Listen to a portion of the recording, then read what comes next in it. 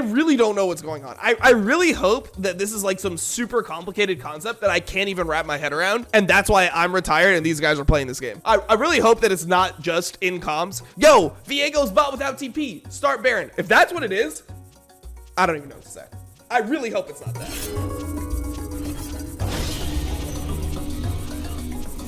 Bro, I'm tired.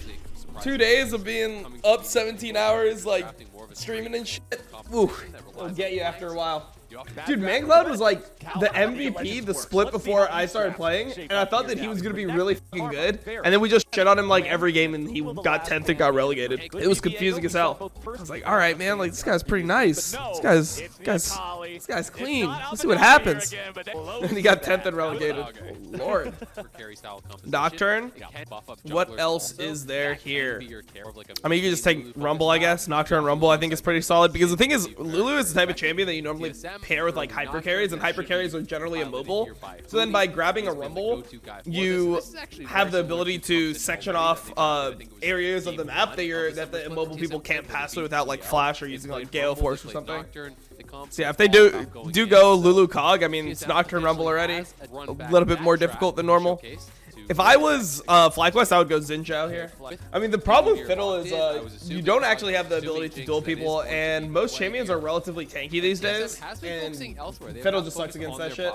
Fiddle's better against squishy junglers where, like, a fear is a kill. So, like, when the meta becomes, like, Graves, who doesn't have any MR, and is, like, squishy to Fiddle, or, you know, like, Lee Sin, and, like, Lee Sin jungle, they're not going, like, the Scourge build, they're, like, building more AD, or, like, Rek'Sai, those types of champions, that's when Fiddle's good.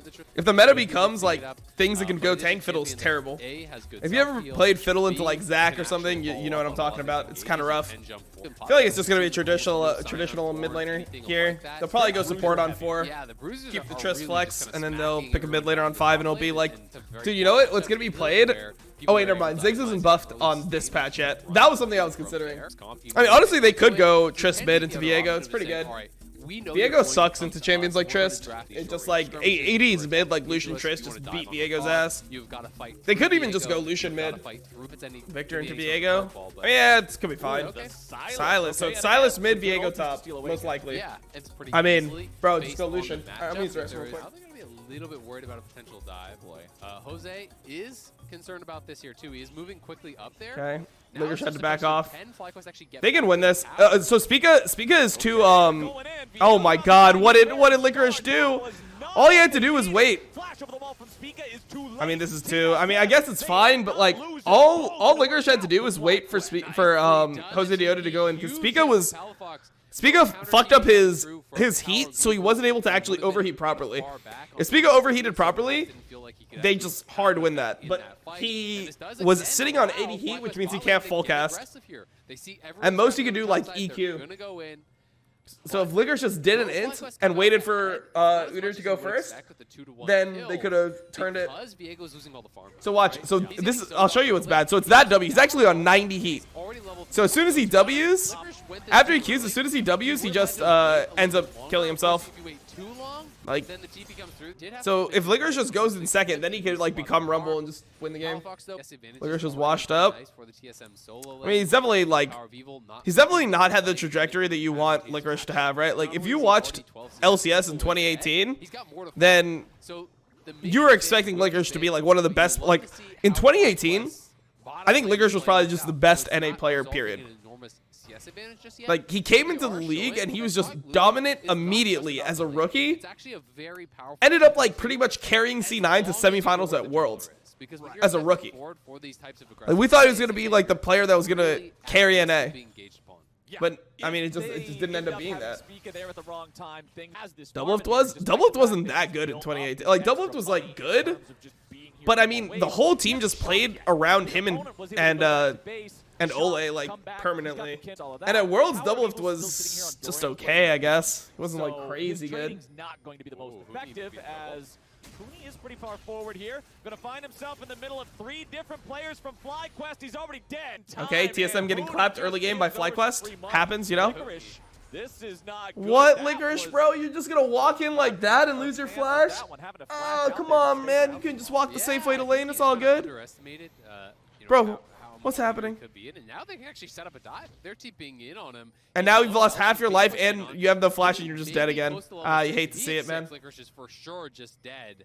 Oh, but Sword Art's now in trouble. He's the one getting jumped on. Palafox with the I mean, Licorice is dead though, 100%. So this is like not that good. As It's just like carelessness in game. Like you have to be like you need attention to detail in League of Legends when you play at the pro level, and I feel like that's something that just is lacking in North America. Because it like feels bad. You know what it is? I really just think that what happens is that it feels bad to make the smart plays, so people just refuse to do them. Like walking the smart way to lane there ends up costing you probably a couple CS because your wave is dying. So instead of just walking the safe way, you decide, man, I'm just going to force it and walk through anyway. Fuck it. Like, I'm not going to miss the CS. And then you end up losing your flash, getting chunked to 1 HP, and suddenly you get dove and you miss the entire wave. And Sword Art's just flashing into the wall. I mean, it's just, I don't know, it is what it is. It's okay. He plays support, so, like, this is acceptable. Feels like a side effect of only doing 1v1 and not solo queue. Honestly, there is a point. Like, you have a point with that. The fact that Licorice just doesn't play solo queue and only plays scrims and like 1v1s against like other players to like learn lane matchups does seem like it's reduced his ability to have like good awareness. Trying to match the roam, you know, he knew that a lot of people were heading. Wait, where did Sword Art flash? I didn't even see it. Hold on. Let's see. Oh, is this after his flash? I didn't even see the flash because I was looking top at the wave. Okay, whatever. Why do people have the perception that it's okay to go 0-6 on support? Because support players in general are really, really bad compared to other players. That's like the worst players in competitive League of Legends are junglers and support players. Support players are generally the worst. So because of this, like people just see a lot of supports just run it down and they just accept that it's just what the role is. They're just gonna be so useless this game. That's the thing about Viego though. It's like I don't think that Viego being ahead or behind, like it obviously matters, but oh my god, what is Sword Art doing? He's just giving a free reset. So this is what I was saying. Man, what is Sword Art doing? He's literally just trolling the game, bro. He literally just fucked his team, right? Like he actually just like this is trolling. Anyways, when a Viego is really ahead compared to a Viego being really behind, I don't think there's as much difference as other champions because essentially like once you reset, if you get the body of someone who's stronger than you, just fucking play that champion. At this point. Sword Art and Spica make their way. All right, Sword Art, here you go. Time to redeem yourself, buddy. Let's get it. With a solar flare, and he misses the Zenith Blade. Sword Art is not having a good game of League of Legends here today. He will die yet again. Give it to Cog. Palafox tried to take it, but please give it to Cog. Okay, nice, dude.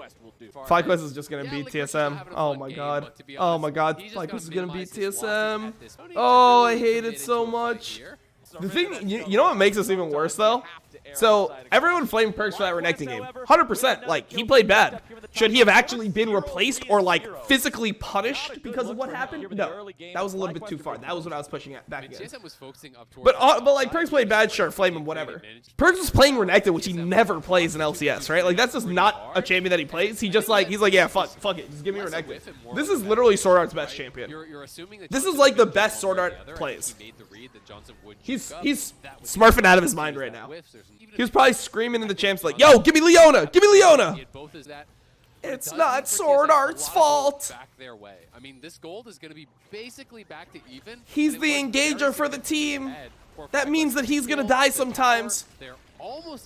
I'd rather have a support like Sword Art that engages and isn't scared than one like Biofrost that sits back and does nothing. Maybe going down again. They're sneaking around on it. Okay. Hooney's jumping in. Licorice has to use ulti and the flash to get away. All right, Spica, that was an ambitious rumble right there. Very costly. I think TSM's gonna win this game. FlyQuest has a good like score lead or whatever, but FlyQuest can't close. They're just like one of those NA teams that can't close. So as long as TSM plays this game long enough, FlyQuest is gonna try some like awful Baron, and then they're just gonna throw the entire game and lose. Trust me, it's gonna happen. And like I've watched LCS for like 2.5 years straight. Haven't missed a game in over 2.5 years, so like it just is what it is. You're about to see some crazy shit. Positions and what you were talking about. about them earlier, right? Jose Diodo going in for the bear slap here on the enemy AD carry. Game will go long. They'll be like, Baron, Baron, Baron. Cog will start hitting Baron, then suddenly Rumble will like hit 5 people. They'll all be running out. Johnson will try to heal his team to get out of the Rumble. He'll press cleanse instead. Then he'll get CC'd by Leona, get one shot. Oh boy. And remember, he doesn't have the flash. There we go. He uses the ulti to escape, but they just have too much manpower down here. Okay, Sword Art got it. Get away from the turret. Nice. It's not a 1-for-1. This is what you want to Don't think Speaker probably needed the flash. I think they could have just played it safer, but whatever. whatever. Or like slower, but whatever. TSM TSM scales so bad. Wait, how does TSM scale so bad? I mean, they to probably be, don't so scale as well as FlyQuest here, Herald early, but you're not they don't getting scale the that third bad. dragon They have because they see a double really good AD opportunity. with Rumble as sole magic damage source, which is pretty nice. So your shot CP here. Looks like TSM is going to start off the Drake. Sucks that Speaker's not level 11 yet. If he was level 11, he'd do work in this fight. Okay, I mean, the TP's coming in, but it feels a little Really bit good late. ulti from Speaker. Really, Really well played. It's good enough. Got 2 TPs and Jose Diodo's flash for nothing. TSM hard won the situation. Like, imagine how much FlyQuest just invested there. Think about how hard FlyQuest needs to win this situation to validate what they just did. They used their Uter flash and 2 teleports for a Drake that they didn't even get. You challenge Dragon or not? There's 2 appropriate responses. A, be there on time and fight it. B, don't come at all. Right? Yep. Do something else. I like what Azael's saying, because this is exactly what it is. Like, you either do it or you don't. You don't do this shit. You don't do this like, we're going to invest everything but late and then run away, and then we just got nothing. Like, if you're not there, then sack it. Oh my god, and people think TSM's actually a good team because they went 3-0 in the first week of Summer Split. I mean, TSM's probably going to go to Worlds. Actually, maybe not. Maybe 100 Thieves just goes instead of them. Okay, TSM moving into enemy territory yet again here. Palafox walks it off, does have the stolen equalizer. Wants to bring that one down. I don't think this does anything. I think this is like a huge int play from FlyQuest. I think this is really bad from FlyQuest. Yeah, it's really bad from FlyQuest. Obviously. Obviously chasing directly into this choke is not good. Okay, Hooney. Never mind, it's a good play. For some reason I just have this like shooting pain through my skull as soon as I saw it. I think that like watching that actually fried my optic nerve. Yeah, no. Yeah, I'm losing my eyesight. And there we go. Yeah, for sure. Engage. Yeah. As we're back to live. No stopwatch now. Okay, pad those stats for me, Speaker. That's what I like to see. That's why I picked you this week, because you had an easy week. You're a TSM and you're playing against FlyQuest, one of the worst teams in the entire league. I knew you guys would stomp them like this. How can Dom live now that he watches LPL on the regular then comes in on this? No, I've been watching LPL on the regular. I just co-stream LPL now, but I was watching the games before. The thing that co-streaming LPL gave me more appreciation for was like their overall production more than like the gameplay. Like I knew the gameplay was fire. I've been watching the gameplay for like this is like my 3rd split watching religiously. Like watching multiple series a week. Like the production in LPL is like really nice. If you had Fantasy League, would you rather draft kha'zix mid or Hooney top? It depends on weeks, right? Like it depends on who they're playing against. But generally speaking, I'd probably rather draft Jizuke. I feel like Hooney almost never like really pops off. Speak as a stopwatch. But who's really in trouble? Living Artillery comes down. Palafox wanting to go in. Everfrost able to find the lockdown here. With good stopwatch. It's a good time to save it too. Just baited the whole enemy team. Nice. Yeah, Speaker's probably the best player on this team. Like so, I think like their music choice in between games is good. I just think like the overall like way that the LPL show is like with the breaks and everything. And like how they keep the flow of the show, I just think it's just really solid. Will he commit to this? He wants to fight. Oh man, this is gonna be such a big moment here. Hooney's going forward. Hooney will be the first to die. Jose Diodo still alive with a bomb about to explode, but now he's ready to Nice go. Baron, nice Baron. I like it. Like the overlays they do, like so for example, the LPL overlay has like in the early game they have like a little thing that comes out here that says like their gold. Like each champion has like a small little thing right here, and it'll say how much gold they have. So you can compare like gold when like people get plates and stuff, which I like personally. The stats they bring up are really good. Yeah, like the music in between breaks, the break times, the like performances that they do. Like they don't do like the Jax Anderson tongue shit cringe stuff. Like they have like enjoyable performances that are like professionally done. So for example, right now there's the Hanfu, like yeah, it's like the Hanfu, I don't know what to call it. It's called Hanfu Day. So they have like a bunch of stuff around that. That's pretty nice. They show runes, like they show full runes, every single rune for every single player at the beginning, like overlay. LCS, you good? Yep. I mean, this is just like, I mean, what is this though? Are they turning? What is TSM doing? Were they just baiting out a TP? Are they turning? What was the goal of this? Just to try to get a TP out? I don't know. Because like, just getting a TP out and losing your tier 2 and then losing complete control of Baron Vision is not worth it. Well, this is the thing, is like, we were just in a replay, so sometimes like when there's a replay like that, I don't know what the catalyst for that situation was. But it's like so crazy when you get into it. Like they put you back into the game and you're like, all right, what's going on here? And you're trying to figure it out, and you look, and then suddenly TSM is giving Dragon. They're all hitting Baron, but they have no one in position to turn, so they're not looking to turn, right? Like, so normally when a team's doing Baron and they're trying to like use it to start a fight, they have the people, like, the person that's best at tanking Baron. They have the people that are best at dealing damage to Baron, hitting the Baron, and then they have people that are good at turning in different spots, right? So they would have somebody like Sword Art, like, clearing out vision and being in one of these brush. This, again, I feel like they don't know what they're doing. So they're just, like, starting Baron here, but, like, what is the plan? This is a terrible plan. Like, what do they do now? What do they do now? Jose's already leading the charge. Equalizer's brought down. Hooney swooping into the back line, going after. Just finish Baron, I guess. Finish Baron. Okay, we got Baron. Flash out, flash out. Everyone flash out. Speaker's about to die. Hooney's already dead now, too. They'll continue looking for more. Lost is at 100 HP. They're still looking for more. Licorice is about to redeem himself. You want to gank this man again? He is going to stomp you into the ground, baby. FlyQuest lose the Baron, but they take the Bud Light in. Game Flowers. That's all it takes, man. One good team fight. The Nocturne jumps in on the Kog'Maw, but not today. They were able to protect the President. They will win themselves this game, and FlyQuest take down. Wrong team, but right prediction. I mean, look, every game has ended the same way. How well I don't even know. I really don't know. I don't even know what to say after this. Like, I really hate it, though. I must say that I really hate like this type of macro. It just feels like lazy, or like it feels like they just don't know how to take Barons or something. Like, I don't know. I don't know what it is, but like something about it just feels really fucked up. Like doing that Baron is so fucked in that situation. It literally feels like, okay, I'm gonna tell you what I think happened, and you can tell me whether it's right or wrong, right? But I think that the only thought that they had when they start this Baron, is that Licorice is bot, and he used his TP. He used his TP the first time, so now he's bot without TP, so they want to do Baron because he's bot lane without TP. That's it. That's literally the only thing I think that went through their minds. Yeah, see, that Azael even said it. No TP for Licorice. I think that's the only thing they thought about. Because if you look at everything else, like, they're not in position to turn. They didn't even clear the vision of the Baron. And they don't even have any plan. Look what happens when FlyQuest shows up. They literally just run into the pit. They literally just run inside the pit.